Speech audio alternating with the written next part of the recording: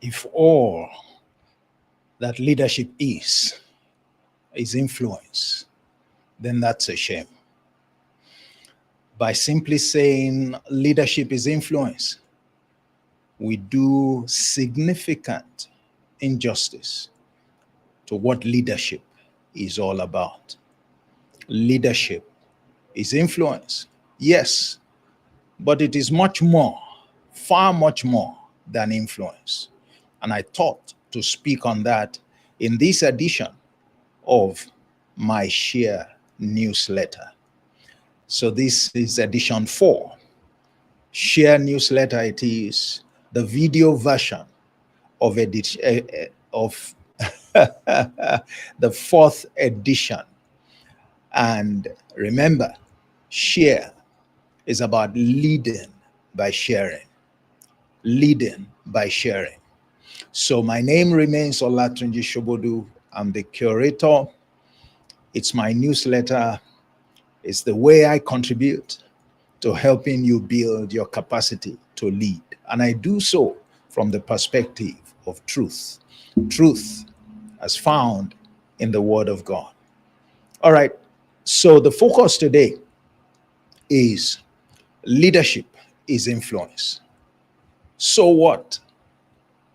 So what? Big deal, if you like. Now, what tends to happen is that many times you hear people talking about leadership and they basically, keep hammering leadership is nothing but influence. Leadership is influence. Leadership is influence. All right, so let's settle it once and for all. All right, there is no doubt in the fact that for leadership to impact any life, influence is involved. Influence is required.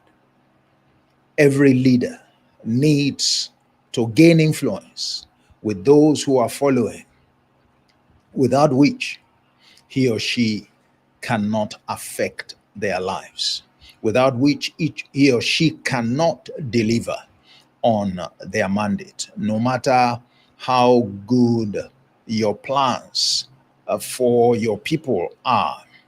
You need to secure influence with them. If you can't secure influence with them, even they cannot gain from you. All right, they can't gain from you. You must have heard Matthew 10 and verse 41 that says, whoever receives a prophet in the name of a prophet will receive a prophet's reward. And if it's a righteous man that you receive, as long as you receive him as a righteous man that he is, then whatever the righteous man has to offer, you will have access to them. By extension, a leader. If you receive a leader who, by the way, should be a righteous man, all right, and a prophet in a sense, if you look at Ephesians 4 and verse 11, if you receive a leader as a leader, then the benefits of his or her leadership will become accessible by you. All right, that's the way it works. You have to receive them so that they can have influence with you. All right, receiving them means you have to commit to them, means you have to follow them. It's a great demand. All right, it's a great demand. And that's why leaders demand for your most prized assets. In order for leaders to deliver their benefits, whatever benefit they have to offer to you, they make a demand of you. They make a demand of you. All right. They seek influence with you. They seek influence with you. And how do they gain influence with you? By asking for your heart. They ask for your heart. Why is that crucial? Because your heart is the center of your being. Your heart determines everything that you experience in life. All right. You must have heard that, Guard your heart with all diligence, for out of it are all the issues of life or the outcomes of life. All right. So that's what the leaders ask for. They ask for your heart. How do we know that? You can look at Proverbs 23 and verse 26. Solomon was sharing that insight with us there. And he said, my son, give me your heart and let your eyes delight in my ways. My son, give me your heart. When I saw that, it struck me. Hey, that's what every leader wants. Leaders are limited in their ability to affect you, to influence your life, to deliver their mandate to you. Without them securing that, centerpiece of your life, that control center of your life, which is your heart, the leader is limited, grossly limited. You probably didn't know that before, but the leader is grossly limited. They are heavily dependent on you. Until you give them your heart, they can't influence you. All right? They can't influence you. That's why this journey of leadership is in your hands. All right? But they are asking for something that is your most prized asset. That's what determines your life. That's what determines everything that you see. All right? That's what determines the quality of the outcomes that you experience. Your heart. That's what they're asking for. Because it's the control center. If they have access to it, indeed, whoever has access to your heart has access to your destiny, can shape you, can shape, therefore, your future, can determine the outcomes that you would encounter. A good leader understands that and knows that he or she needs influence. And the way to get influence is by targeting your heart, getting you to submit your heart. And they need that submission in totality. In totality. But it's the most prized asset that you have. So if somebody is asking you for your most prized assets, isn't that a decision that you need to take? All right, seriously. If somebody is asking you for your heart so that he or she can gain influence to deliver on his or her mandate, what's your own responsibility? You have a responsibility to protect that asset. You have a responsibility to ensure that that asset is only put in the hands of people who will handle it responsibly. Because once you have committed to it, well, I hope you don't get what you didn't bargain for. And that's why I said, in the newsletter, even when you give your heart, when you make the decision to give your heart to a leader, please don't go to bed. Keep your eyes wide open so that if there is need to revoke that access, you would be able to do it promptly. You'll be able to do it promptly. So when you give away your heart, you are giving your most prized asset away. You are giving your most prized asset away. That's why that counsel in Proverbs 4 and verse 23, keep your heart or guard your heart with all, there's an emphasis there, with all diligence, because out of it are the issues of life. And in case you have not been conscious that this leadership thing involves your heart, requires commitment, involves you giving the leader permission to influence you, well, now you know. And you know that that's from that perspective as well, it is a very, very crucial consideration that you have to make. When you give your heart to a leader, please don't go to bed. Please don't go to bed, because that's a license to make your life whatever the leader wants, which may not be what you want, which may not be what you want. And the moment you discover that, then you should do something about it. Okay? Now, the issue is this. You want my most prized asset is the greatest decision that I have to take of my life, whether or not to commit it into your hands. What's going to help me to take that decision? What will help me to take that decision? If I love myself, I must guard my heart. I must think properly before making a commitment to any leader. Before making a commitment to any leader. Otherwise, the consequences will be grave, and I wouldn't like it one bit. So, what must I do? And that takes us to what is more important than influence, than just talking about influence: purpose. You need to ask the leader, why do you want to influence me? Why do you want to influence me? What is the purpose, all right, to which you want to use that influence? If I gave you access to my heart, what would you do with it? What would you turn my heart to? What would I become? What would be the quality of the outcomes of my life? Because in giving you my heart, that is what you would be able to do. So when you talk about leadership, quite frankly, it should be more about what the leader has to offer you, all right, than just merely seeking to influence you.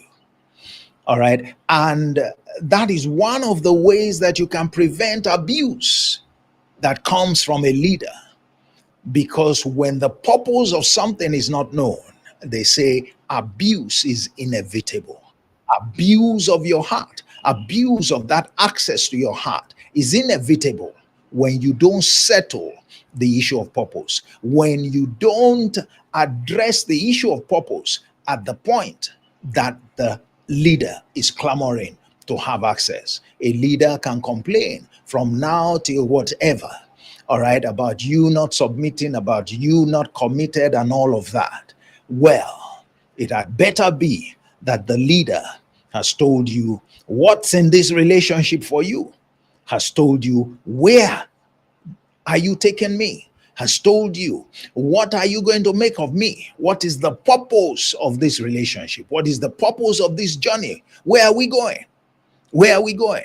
Jesus made it very clear. That's why I love his model, and I love him as a role model of leadership. He made it very clear to everyone that he called. He said, follow me. Did he stop there? No, he didn't stop there. He said, follow me and I will make you. Make you, did he stop there? No. He didn't say, follow me and I will make you. He said what he was going to make them into. Follow me and I will make you fishers of men. So follow me captures, give me your heart. Follow me is another way of saying, give me your heart. Because true following requires a heartfelt, deep-seated commitment. All right? He made that point. He said, if you want to be my disciple, you have to give up a lot of things. He said that in Luke 14. All right? You have to. Otherwise, you can't be my disciple. All right? It's a strong commitment. He says, give me your heart. All right? You have to be sold out to embrace everything that I say. That's the way it works. So he wasn't saying, follow me and I will make you. He was saying exactly what he will make them into. Now you are fishers of men. I mean, fishermen, but I'm going to make you into fishers of men. I'm going to make you into fishers of men. I'm going to make you into fishers of men. Great, great. So the purpose was clearly defined. Are you surprised, therefore, that people easily followed him, that they committed themselves to him, that they left all, like Peter said, to follow him? Oh, no. It was because they knew exactly where he was taking them. They knew what value he was going to add to their lives. They knew what they were signing themselves up for. How many leaders today overlook this very important point? That's why I said, Leadership is influence. Big deal. So what? So what? Influence to what purpose? We do leadership significant injustice, if I might put it that way, by just talking about influence, by limiting the scope of leadership to influence. No, no. If anybody limits leadership to influence, most probably the person doesn't know what leadership is about. All right, that should put you on notice. Every leader must answer a vital question, the purpose question. I call it the what's in it for me question. Don't ask me to submit to you. Don't ask me to follow you. It doesn't matter who you are without clearly painting a picture, all right, of the purpose of these, our relationship, where you are taking me to, so that among other things, I can hold you responsible to deliver on it. That's why I said somewhere, it's an act of irresponsibility for a leader to demand influence without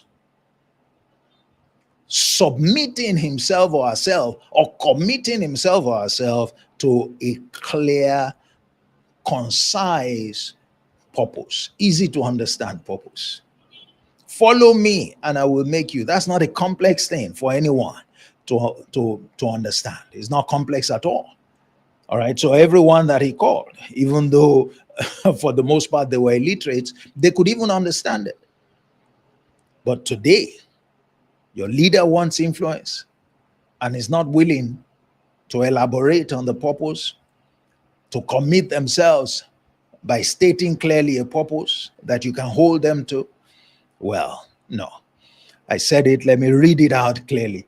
I said it, it's an act of irresponsibility for a leader to seek influence without laying out the purpose to which that privilege will be applied. It's a privilege. Influence is a great privilege. Giving a leader your heart must be seen as a leader, as a great privilege. It is you giving access to what matters most, what is most important in your life. To one person, you had better consider it well. Leadership is more serious business than just mere influence. All right. Influence is a means to an end, must be seen as such. The end is purpose. The end is purpose. And it must be worthwhile. It must be noble. It must be value added. Otherwise, you may want to keep your heart to yourself. All right. I said also in the newsletter, and please get it, access to the heart is a privilege extended to the leader by the follower. And it must be used. It must be responsibly utilized. It must be responsibly utilized. Let me end here by making the statement to you, insist on purpose when your leaders ask for influence. Insist on knowing purpose when your leaders ask for influence. So follow leaders of purpose on purpose. Did you get that? Follow leaders of purpose, leaders going somewhere. Follow them on purpose. Follow them intentionally. Such are the leaders. You know where they are going. Where they are going is attractive. You believe they can deliver on that mandate. Such are the leaders that you should give your heart to. All right. Such are the leaders. Follow leaders of purpose on purpose. That's edition 4 of Share Newsletter. My name remains Olatunji Shobodu, and I have been speaking on leadership is influence. So what? Leadership is influence. So what? So bloody what, as they say. All right. So that's it. Let me encourage you to please go ahead and join the share community. And if you follow that link that is, indicated there, it should take you to that community. All right. That's the website for the community, and you can have access to, other articles. This is the fourth, and it promises, to be a great source of leadership wisdom and counsel for you. All right. Our tagline is sharing leadership truths for your growth and joy. Sharing leadership truths for your growth and joy. And you will see from the very first edition tells you in detail what this is all about. And there's a video that I did on that first edition. It will help you. Every edition, is written. When you subscribe, you get your editions by email the moment it's published. And then I, do a video version, all right, on each edition. I actually started that with the third edition. I might go back to do on the second. You find an introductory video on the first edition. So I think the second is the only one that is missing. But I'll try and, do that. Some people like the written. The written is more detailed. Some people like the video version. Whichever one you like, the options are there for you. Don't forget, if you subscribe, to share, you'll be helping many. This, for me, is leading by sharing these nuggets. And there is an affiliate program. The affiliate program affords you the opportunity, all right, of earning income yourself. For everyone that you introduce that signs up, for the newsletter, you get 30% of what commission on whatever it is that they pay, for as long as they remain active members of the community. So, go ahead, share with others. You do them a big favor, giving them quality, truthful insights, all right, proven over thousands of years, that are still applicable today, on the one hand, and you earn income on the other hand. In fact, you earn much more than what it takes for you to also, for your own subscription, to be active. So please go ahead, and I look forward to seeing more of your people join, and us expanding, this group of the kinds of leaders that the world requires, not the kinds of leaders that the world has currently. All right. Thank you.